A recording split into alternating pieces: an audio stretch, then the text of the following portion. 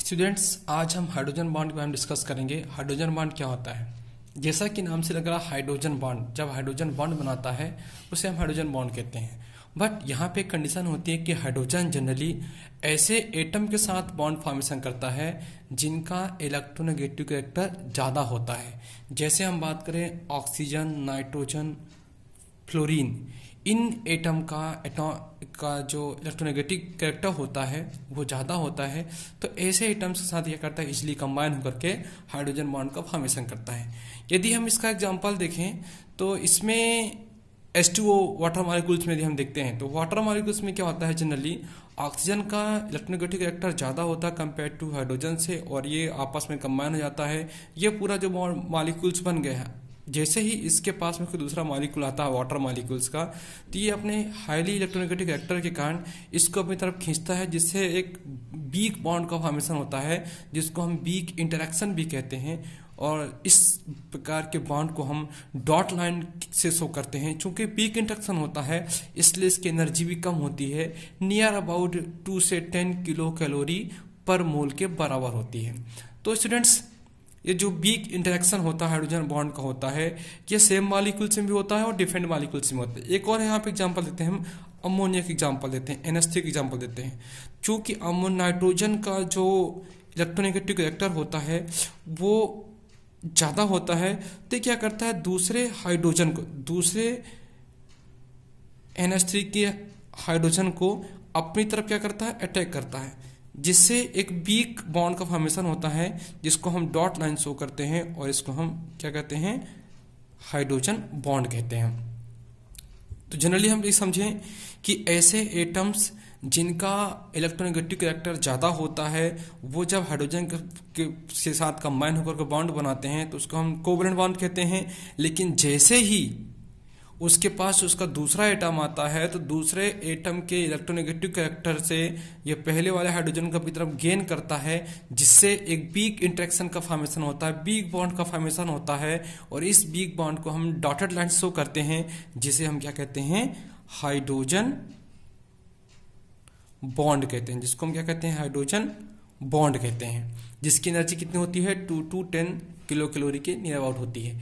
इसी इंटरेक्शन के बेस पे इसको हम दो प्रकार से क्लासिफाई करते हैं। पहला होता है इंटरमॉलिक्यूलर हाइड्रोजन बॉन्डिंग, दूसरा होता है इंट्रामॉलिक्यूलर हाइड्रोजन बॉन्डिंग। इंटरमॉलिक्यूल्स में क्या होता है कि मॉलिक्यूल सेम भी हो सकते हैं, डिफरेंट हो सकते हैं। जैसे अलग अलग मॉलिक्यूल्स में होता है, इंटर मतलब डिफरेंट दो मॉलिक्यूल्स में होता है।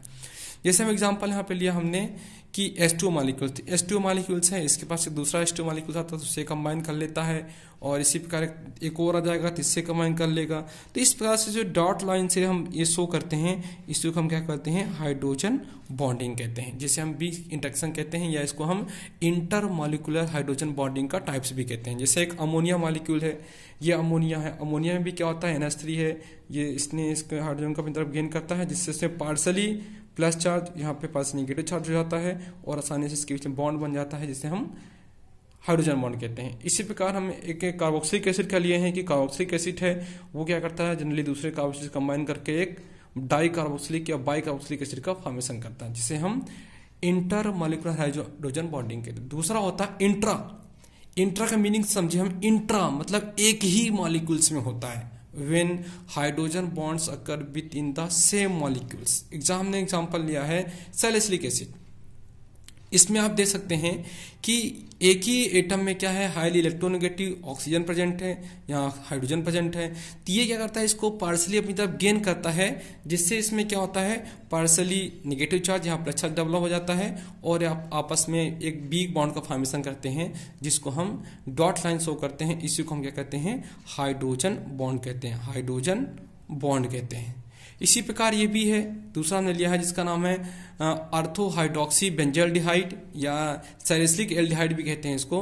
इसमें देखो ये ग्रुप CHO बेल्डिहाइड ग्रुप है, यहाँ पे भी क्या करता है, जो हाइड्रोजन होता है वो ऑक्सीजन अपनी तरफ हाइड्रोजन खींचता है, जिससे एक बी बॉन्ड का फॉर्मेशन होता है, जिसको हम हाइड्रोजन बॉन्डिंग कहते हैं। आप देख सकते हैं कि यहाँ पे क्या हो रहा है, एक ही एटम में हो रहा है, एक ही मॉलिक्यूल्स के अंदर हो रहा है, लेकिन यहाँ पे अलग अलग मॉलिक्यूल्स आपस में करते हैं। तो हम कह सकते हैं कि इंटर मॉलिक्यूल्स में अलग अलग मॉलिक्यूल्स में इंटरेक्शन होता है, आपस में कंबाइन होते हैं, लेकिन इंटर में क्या होता है, एक ही मॉलिक्यूल्स के बीच अंदर जब हाईली इलेक्ट्रोनेगेटिव एटम प्रेजेंट होता है तो अपने को वो क्या करता है, हाइड्रोजन को अपनी तरफ खींचता है, जिससे वीक बॉन्ड का फॉर्मेशन होता है और उसको हम क्या कहते हैं, इंट्रा मॉलिक्यूलर हाइड्रोजन बॉन्डिंग कहते हैं।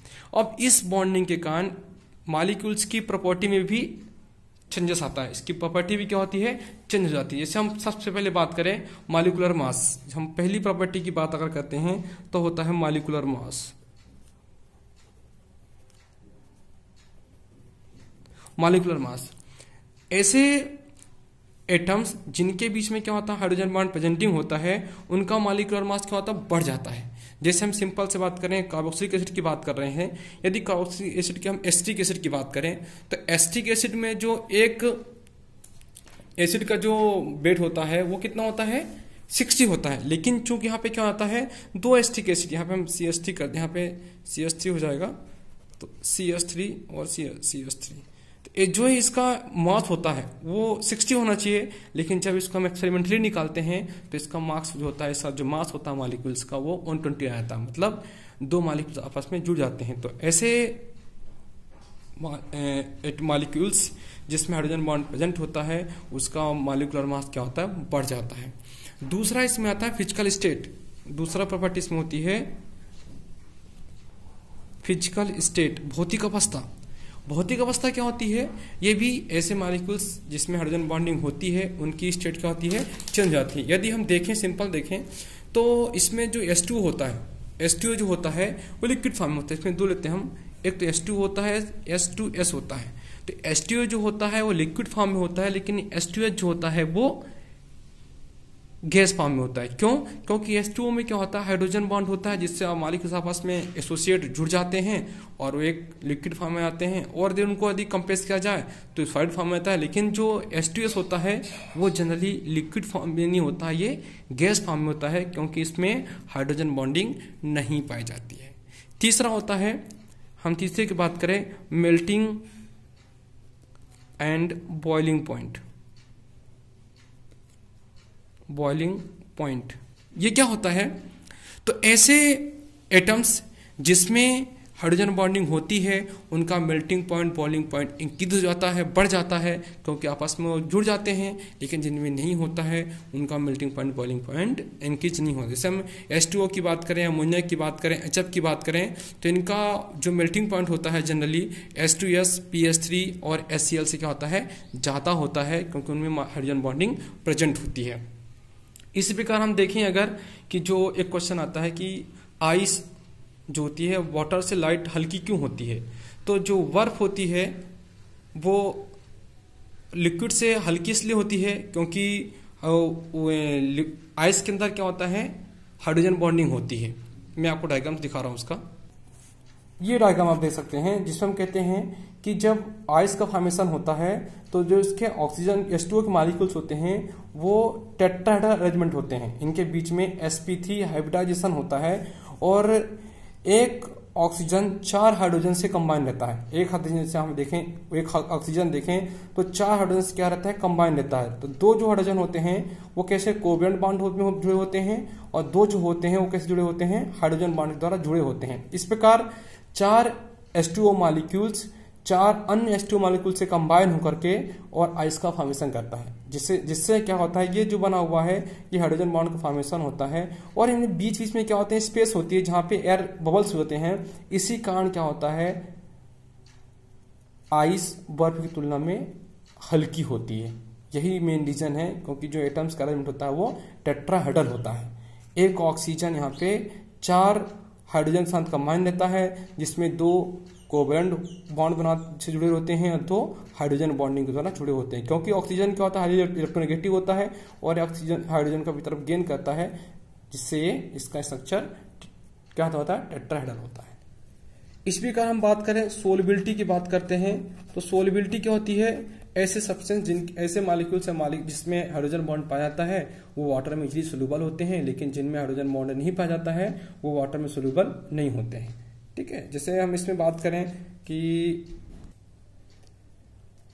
अल्कोहल और कार्बोक्सिलिक वाटर में सोल्यूबल होते हैं, क्योंकि ये पानी के साथ क्या करते हैं, पानी के साथ हाइड्रोजन बॉन्ड बना फॉर्म कर लेते हैं, लेकिन एल्केन और एल्कीन ये इनसोल्यूबल होते हैं क्योंकि वाटर के साथ हाइड्रोजन बॉन्ड का फॉर्मेशन नहीं कर पाते हैं। दूसरे नेक्स्ट इसमें पार्ट 2 एक होता है विस्कोसिटी।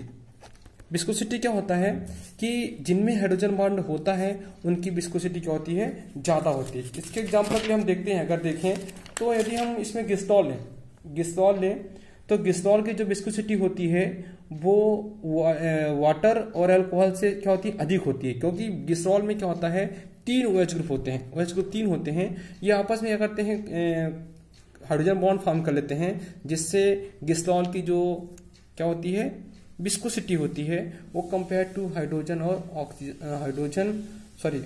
इसमें ग्लिसरॉल की जो विस्कोसिटी होती है वो अल्कोहल और वाटर से ज्यादा होती है। तो स्टूडेंट्स हमने देखा कि जो हाइड्रोजन बॉन्ड होता है इसका इंपॉर्टेंस क्या है, ये आपका फिजिकल केमिस्ट्री में भी है और इसका इनऑर्गेनिक में भी है, तो इसका अच्छे से आप देख लें। यदि आपको कुछ क्वेश्चंस हो, डाउट्स हो तो आप जरूर बताएं।